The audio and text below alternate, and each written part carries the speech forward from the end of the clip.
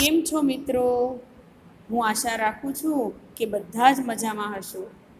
તમારું સ્વાસ્થ્ય સારું હશે. તો ચાલો મિત્રો, આજે આપણે ધોરણ 5 વિષય હિન્દીમાં પાઠ 8 ભરત મિલાપ, આ પાઠની અંદર મિત્રો ભગવાન રામ માતા પિતાની આજ્ઞાનું પાલન કરવા હેતુ વનમાં જાય છે. સાથે સાથે માતા સીતા અને લક્ષ્મણ પણ વનમાં જાય છે. આ વાતની જાણ જ્યારે ભરતને થાય છે ત્યારે તે ખૂબ જ દુઃખી થાય છે.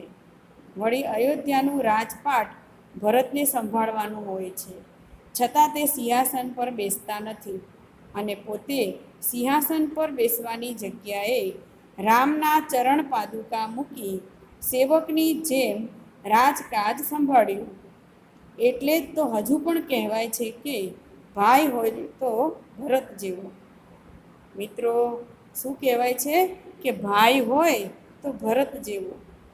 તો મિત્રો, ચાલો આપણે આ પાઠને સારી રીતે સમજીએ અને આપણા જીવનમાં આવી રીતે પરિવાર માટેની ભાવના સદાને માટે રહે એવો પ્રયત્ન કરીએ. माता पिता की आज्ञा का पालन करने हेतु राम वन में गए.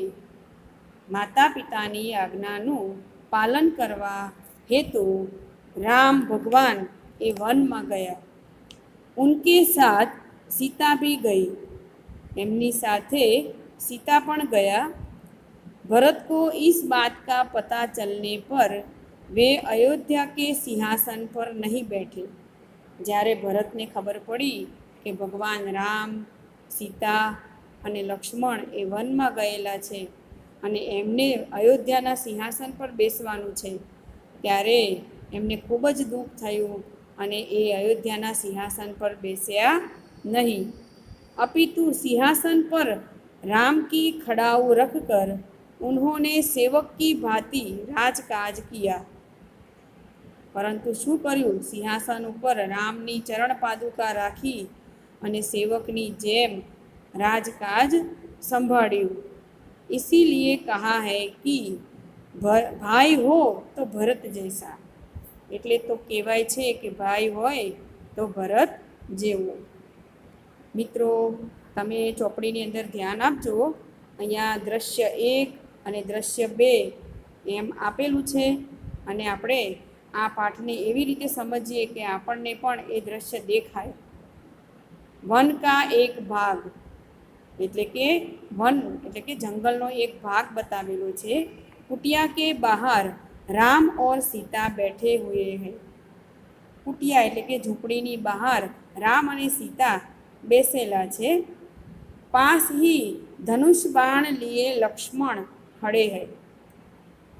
જુઓ, ભાઈની એક સેવા જુઓ કે જ્યારે રામ અને સીતા બેઠા છે પણ લક્ષ્મણ એ ધનુષ્ય લઈ અને બાજુમાં ઊભેલા છે. દ્રશ્ય 1 એટલે કે દ્રશ્ય નંબર 1 આપણે સમજીએ. રામને કહા, ભાઈ લક્ષ્મણ જરા દેખો તો यह आवाज़ कहाँ से आ रही है. રામે કહ્યું કે ભાઈ લક્ષ્મણ, તું જરા જો તો ખરા કે અવાજ ક્યાંથી આવી રહ્યો છે. लक्ष्मण ने इधर उधर देखकर कहा, प्रभु सामने से कुछ लोग आते दिखाई दे रहे हैं. લક્ષ્મણે શું કહ્યું? આમ તેમ જોતા જોતા કહ્યું કે ભગવાન, સામેથી કેટલાક લોકો આવતા હોય એવું દેખાઈ રહ્યું છે.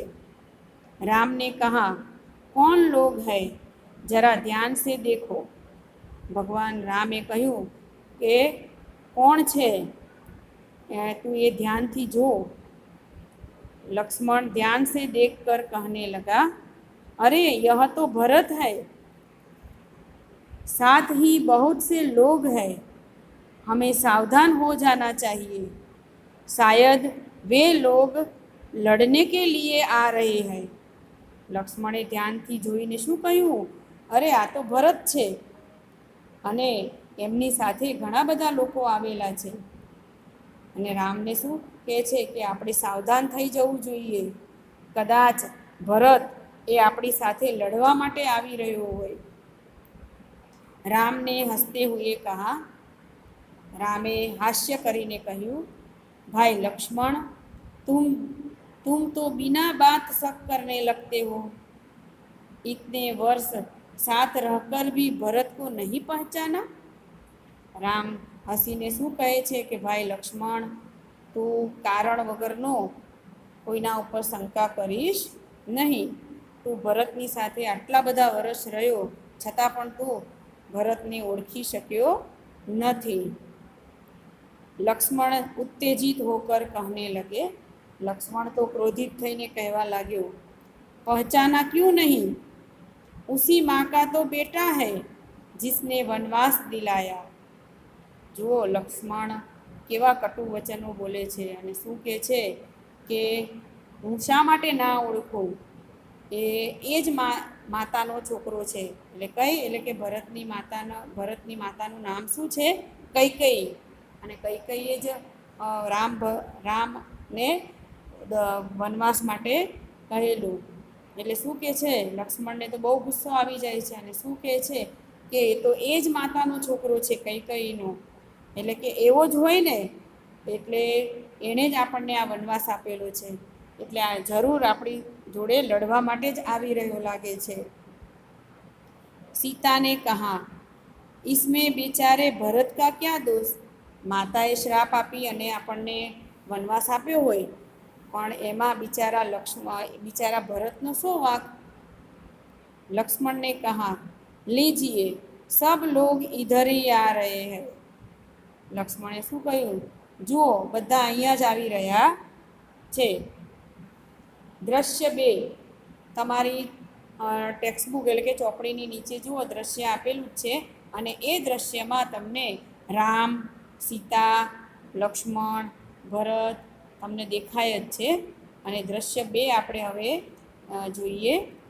भरत दौड़ते हुए कुटिया के निकट आते हैं. ભરત દોડીને કુટિયા એટલે કે જે ઝૂંપડી છે એની નજીક આવે છે. ઉનકી આંખો સે આંસુ બહ રહે હૈ. એમની આંખોમાં આંસુ આવતા હતા. વે રામ કે ચરણો મેં પડતે હૈ. અને ભરત રામના ચરણોમાં પડી જાય છે. રામ ભરત को उठाकर गले लगा लेते हैं. રામ ભગવાન એમને ચરણોમાંથી ઉઠાવી અને ભેટે છે. એ દ્રશ્ય તમને ચોપડીની અંદર દેખાય જ છે કે જુઓ બંને ભાઈઓ વચ્ચે કેટલો પ્રેમ છે. ભરતને રોતે હુએ કહા. ભરત તો રડવા જ લાગ્યા અને કહેવા લાગ્યા, મુझे क्षमा कीजिए प्रभु. ભગવાન રામને શું કહે છે કે મને ક્ષમા કરો. आपको वनवास दिलाने में मेरा कोई हाथ नहीं. તમે જે આ વનવાસ ભોગવો છો એમાં મારો કોઈ હાથ નથી. આપ મુझसे બડે હૈ.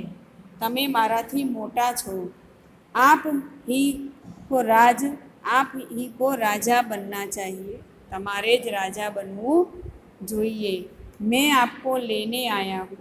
હું તમને લેવા માટે આવ્યો છું. ચાલો તમારે જ અયોધ્યાનો રાજપાટ સંભાળવાનું છે, કારણ કે તમે જ મોટા છો. આપ સબ અયોધ્યા ચલીએ. તમે બધાએ અયોધ્યા ચાલો. ઇન નગરવાસીઓ કી ભી યહી ઈચ્છા હૈ. જુઓ મારી સાથે જે આવેલા છે એ બધા જ અયોધ્યાના નગરવાસીઓ છે અને એ બધાની જ એવી ઈચ્છા છે કે ભગવાન રામ, લક્ષ્મણ અને સીતા ફરીથી અયોધ્યા આવે અને પોતાનું રાજકાજ સંભાળે. નિરાશ ન કીજીએ પ્રભુ. ભરત શું કહે છે કે મને નિરાશ કરશો નહીં. તમે મારી વાત માની લો અને તમે અયોધ્યા ચાલો. राम ने कहा, भाई भरत, मैं तुम्हारा प्रेम देखकर प्रसन्न हूँ. ભગવાન રામે શું કહ્યું કે હું તમારો પ્રેમ જોઈને ખૂબ જ પ્રસન્ન છું. મને આનંદ થાય છે કે તને મારા પ્રત્યે આટલો બધો પ્રેમ છે. किंतु मैं माता पिता की आज्ञा का पालन करने हेतु वन में आया हूँ. वनवास पूरा करके ही लौटूंगा. જુઓ ભગવાન શું કહે છે કે ભાઈ ભરત, તારો જે પ્રેમ છે એ હું સમજું છું, પરંતુ માતા પિતાની જે આજ્ઞા હોય એ પાલન કરવા માટે જ હું વનમાં આવ્યો છું અને હું વનવાસ પૂરો કરીને જ પાછો અયોધ્યા આવીશ. આ પરથી આપણે મિત્રો જાણવાનું મળે છે કે આપણે માતા પિતાની આજ્ઞાનું પાલન કરવું જોઈએ.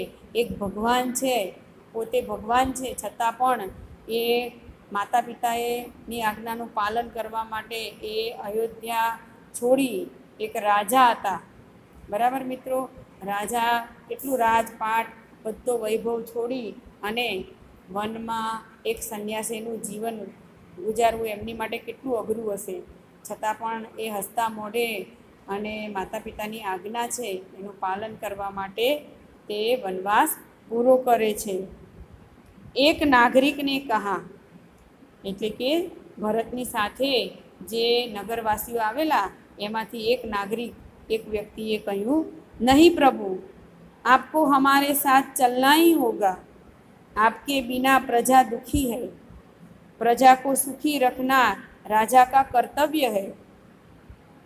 જુઓ, એક નાગરિક શું કહે છે કે નહીં પ્રભુ, તમારે તો અમારી સાથે જ આવવું પડશે, તમારા વગર બધી જ પ્રજા દુઃખી છે અને પ્રજાને સુખી રાખવાનું કામ એ રાજાનું છે અને એ રાજાનું કર્તવ્ય કહેવાય કે પ્રજાને સુખી રાખવું જોઈએ, પ્રજાને દુઃખી કરવું જોઈએ नहीं.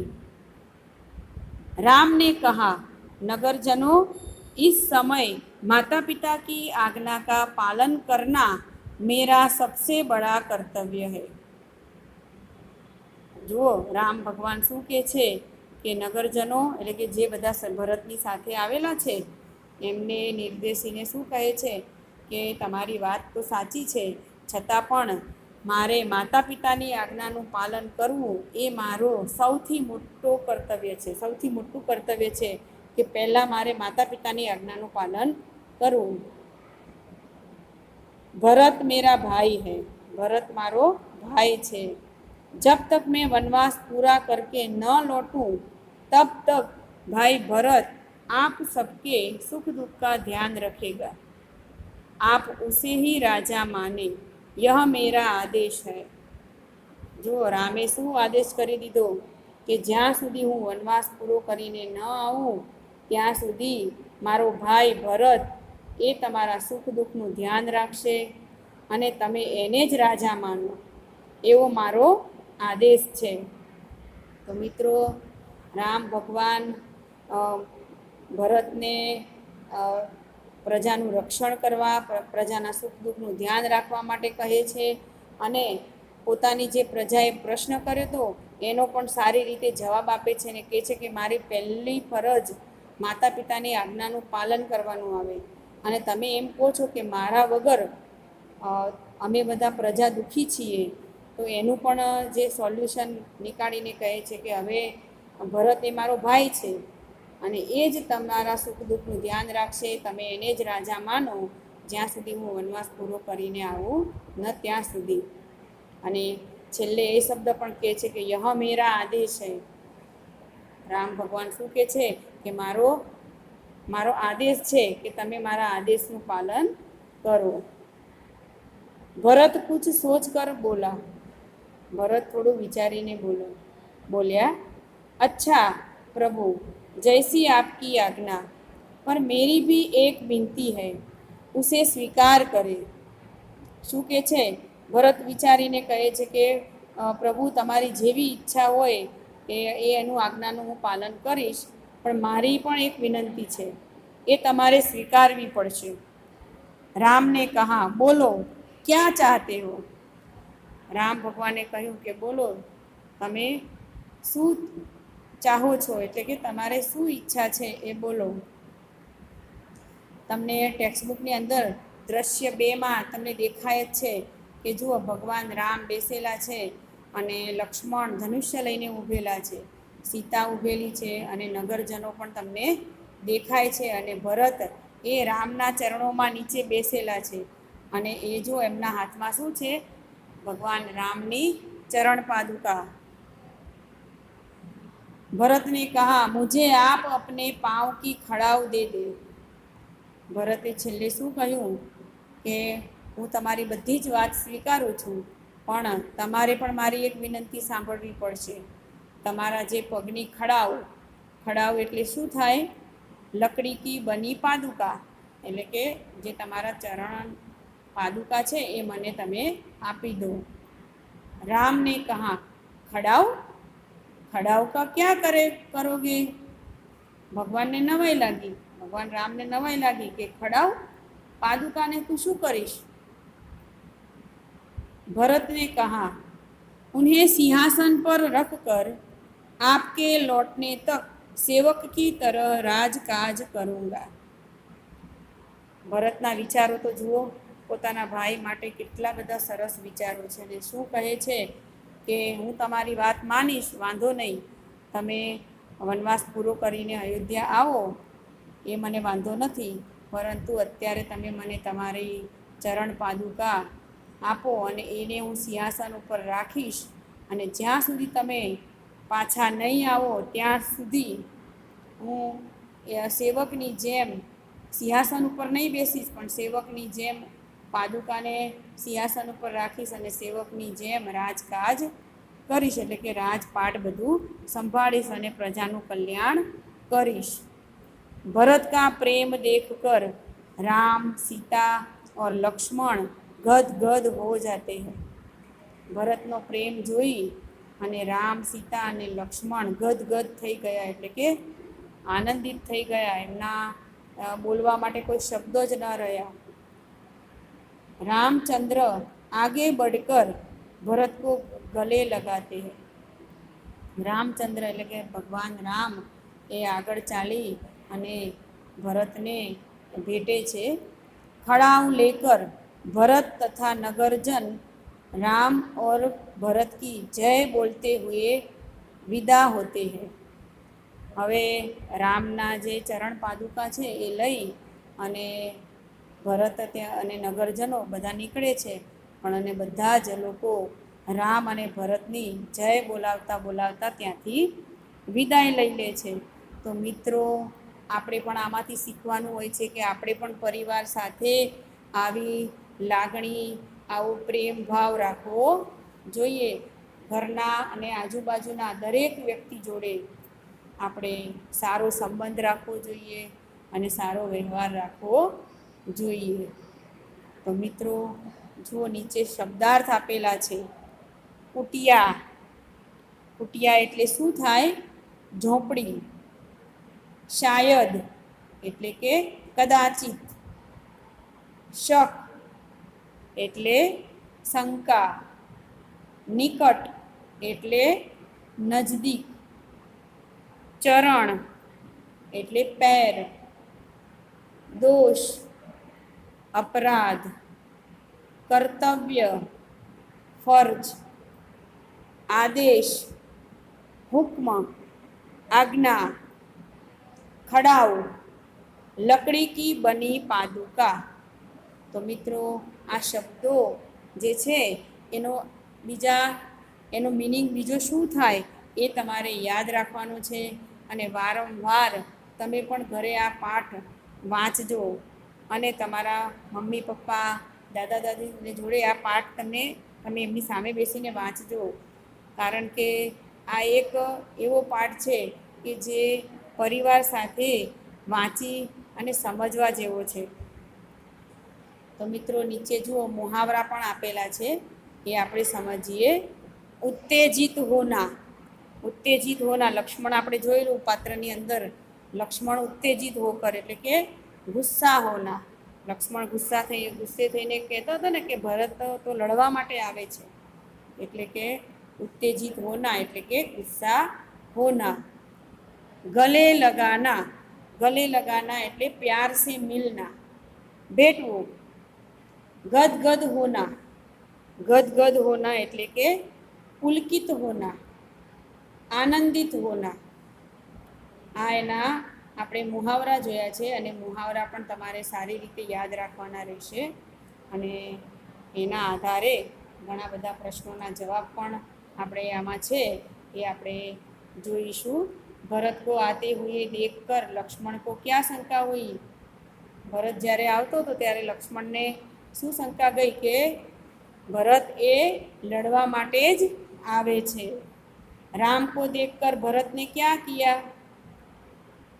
ભરત શું કર્યું? રામને જોઈને એ દોડીને એમને ભેટ્યા અને રડી પડ્યા. રામ अपना वनवास क्यों पूरा करना चाहते हैं? કારણ કે માતા પિતાની આજ્ઞા હતી એટલે રામે નક્કી જ કર્યું હતું કે માતા પિતાની આજ્ઞાનું પાલન કરવું જોઈએ. રામને નગરજનો સે ક્યાં કહા? રામને નગરજનોને શું કહ્યું કે મારું પહેલું કર્તવ્ય છે માતા પિતાની આજ્ઞાનું પાલન કરવું, અને ભરત મારો ભાઈ છે, જ્યાં સુધી હું વનવાસ પૂરો કરીને ન આવું ત્યાં સુધી તમે ભરતને રાજા માનો, અને તમારા સુખ દુઃખનો ખ્યાલ કોણ રાખશે? ભરત. તો આ રીતે મિત્રો સવાલ જવાબ પણ સહેલા છે. જો તમે સારી રીતે પાઠને સમજ્યા હશો તો સવાલ જવાબ પણ તમને સારી રીતે આવડી જશે.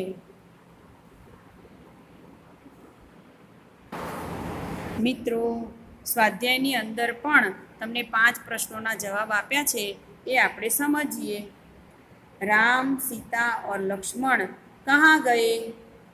તો ક્યાં ગયા હતા? તમે પાઠની અંદર સમજ્યા જ છો. રામ, લક્ષ્મણ અને સીતા એ વનમાં ગયા, એટલે કે રામ, સીતા और लक्ष्मण वन में गए. राम ने नगरजनों को क्या समझाया? तो राम ने नगरजनों को समझाया कि जब तक मैं वनवास पूरा करके न लौटूं तब तक भरत आपके सुख दुख का ध्यान रखेगा, आप उसे ही राजा माने. राम ने भरत को क्या दिया? राम ने भरत को अपनी खड़ाऊ दी. खड़ाऊ એટલે કે चरण पादुका. भरत ने खड़ाऊ लेकर क्या करने का सोचा? भरत ने सिंहासन पर खड़ाऊ रखकर राजकाज करने का सोचा. आप अपने भाई के साथ कैसा बर्ताव करते हैं?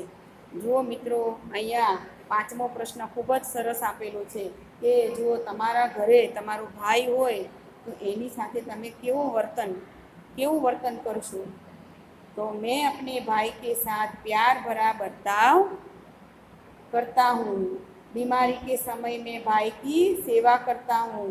मैं सब प्रकार से भाई की मदद करता हूँ. તો આપણે આમાંથી આપણને શીખવા મળ્યું કે હું પણ મારા ભાઈની મદદ કરું છું. એને જરૂર હોય, એને કંઈ બીમાર પડ્યું હોય તો હું એની સેવા કરું છું. અને ખરેખર આ પાઠમાંથી આપણે ઘણું બધું શીખવાનું છે. ઘણા મિત્રો ભાઈ હોય તો કંઈક નાની નાની બાબતમાં ઝઘડતા હોય છે. તો જ્યારે તમે આ પાઠ સમજી ગયા છો, આ પાઠ આજે તમે સમજ્યા છો, તો આજથી જ તમે નિયમ લઈ લો કે આપણે ક્યારેય ઝઘડો કરીશું નહીં, અને આપણે ભાઈ વચ્ચે અને પરિવાર વચ્ચે આપણે પ્રેમભર્યું વર્તન રાખીશું.